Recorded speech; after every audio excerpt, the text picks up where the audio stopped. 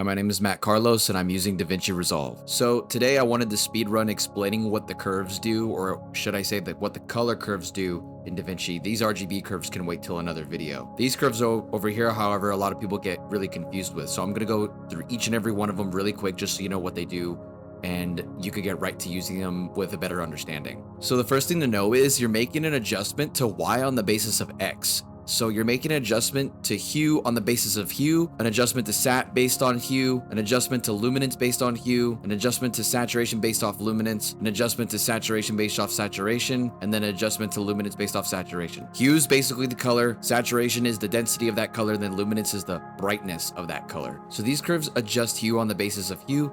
If I click the red dot right here and I drag it up and down, it's only really going to target reds and the skin tones. Moving on to hue versus sat, we're going to make an adjustment to saturation on the basis of hue. Same thing goes for here, except you're increasing the color saturation for just specific tones.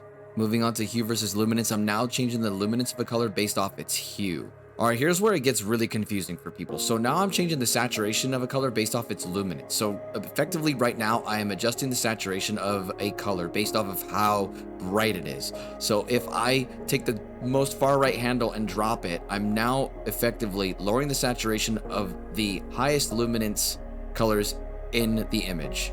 Same thing goes for the other side. If I bring this up, I am now increasing the saturation of the lowest luminance colors of the image. Saturation versus saturation. Now I'm increasing the saturation of something based off how saturated it is already. And for the last one, we have saturation versus luminance. We're now changing the luminance of something based off how saturated it is.